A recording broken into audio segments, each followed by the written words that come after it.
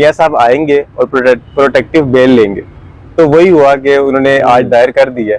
तो सबसे पहले तो इसके बारे में बताएं कि अब क्या होगा। देखिए रेहानवी, जो ड्यू प्रोसेस ऑफ लॉ है ये कोई पेशेन गोई नहीं होती। ये तो आपको जिसको देखे कानून का पता है उसको ये बातें मालूम है। अच्छा। कि ये चीजें इस तरह से होनी है। मियां साहब ने अब कह दिया है कि मैं कानून के आगे जो है ना अपने हथियार डालता हूँ, सरेंडर करता हूँ। अच्छा। मैं कोर्ट आना चाहता हूँ, अगर आप मुझे इजाजत दें तो मैंने वो आपके लिए स्पेशली पेटिशन का पेज अपने पास रखा हुआ है। कि जो पेटिशन आज फाइल की गई है ना मियां साहब की जानिब से, उस पेटिशन का पेज मैंने रखा हुआ है। उसकी प्रेयर में मियां साहब लिखते हैं, मतलब लिखते तो अपनी वकालतें नहीं है लेकिन अपनी प्रेयर में उन्होंने लिखा है कि petitioner be kindly granted protective bail in the interest of justice so as to enable him to submit and surrender due process of justice and avail the remedies permissible under the law in terms of order dated 23 June 2022 in criminal appeal number 1 of 2019 by this honorable court।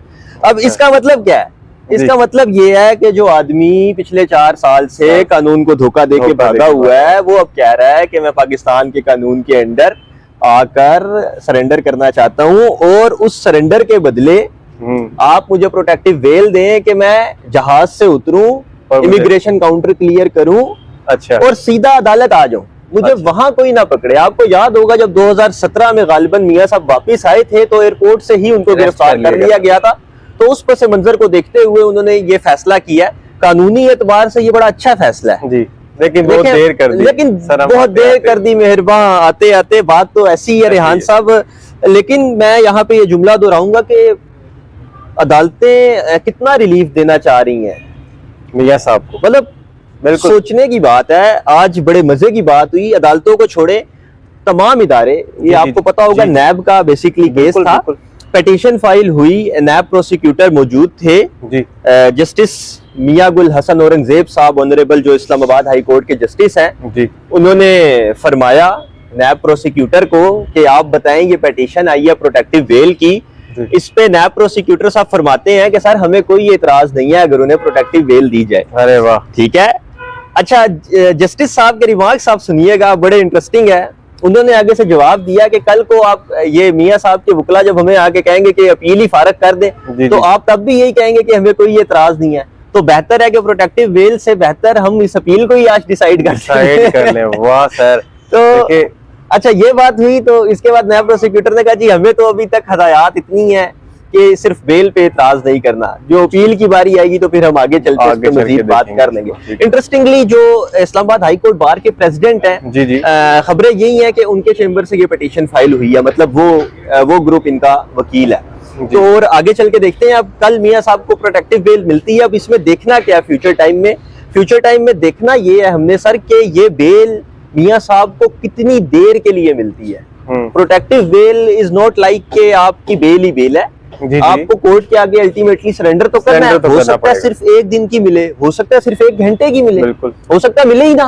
ऐसे ही है, हो सकता है। मतलब कल sir ऐसा भी तो हो सकता है जिस तरह से हमारे अभी हम ये कुछ टाइम से देखते आ रहे हैं कि आपको बेल मिल जाती है, बाहर आते हैं आपको फिर देखिए वो तो हो सकता है ना कि वो सबको जिस तरह लाया गया पहले कानून के शिकंजे में, मियां साहब को भी वो कह लें कि दाना डाल के पाकिस्तान बुलाया जा रहा हो कि सब अच्छा और वो आए तो उनके साथ इस तरह का मामला हो जाए। यानी ये कल देखेंगे कि क्योंकि इस्लामाबाद हाई कोर्ट ने जो जितने फ्रीकैन है उनको नोटिस जारी करके ये बेल कल के लिए रख ली है। क्या कहेंगे, आपके लेवल फील्ड अब नजर आ रही है?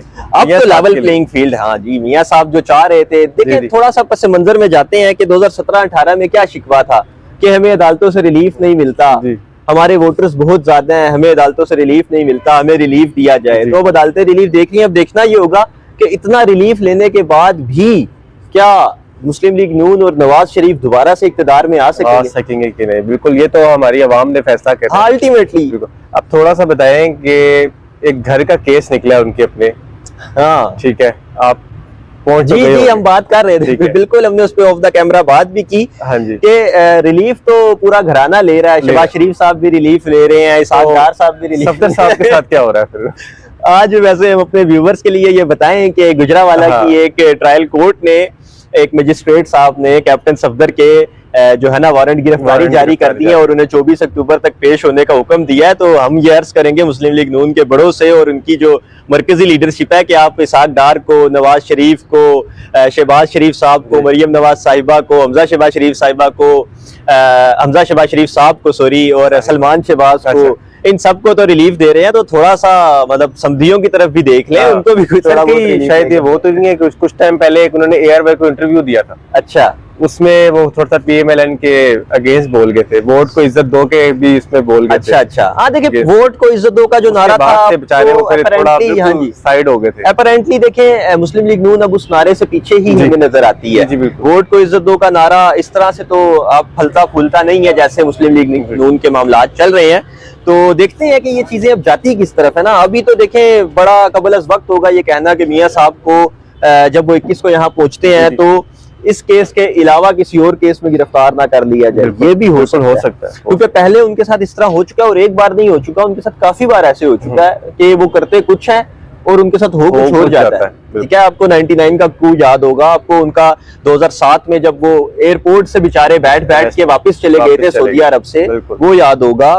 फिर आपको 2017 में उनका आना याद होगा। तो मियां साहब की हिस्ट्री ऐसी ही है, उनको दिखाई सजी जाती है और कभी मार दी जाती है। तो देखते हैं अब आगे क्या। अभी थोड़ा सा इसहाक डार साहब के बारे में भी कुछ। हाँ, इसहाक डार साहब का रेफरेंस सर बिल्कुल वो ओपन हुआ जो उनका चल रहा था नैब में रेफरेंस, क्योंकि आपको पता होगा हमने पहले इस पे बात भी की, प्रैक्टिस एंड प्रोसीजर बिल जब से एक्ट बना, उस एक्ट में जो मामला जिस तरह से आगे बढ़े तो केसेस वापस कोर्ट्स में आ गए। वहां पे भी सरप्राइजिंगली आप कह लें या इंटरेस्टिंगली कह लें, मुझे तो हैरानी होती है कि नैब प्रोसिक्यूटर ने कहा जी इस केस में कुछ नहीं है, हमें कुछ नहीं चाहिए इसहाक डार से, तो आप इनको बेशक बरी कर दें, हमें इस पे कोई एतराज नहीं है। मतलब एक मफहूम अगर आप उनकी बात कर लें तो वो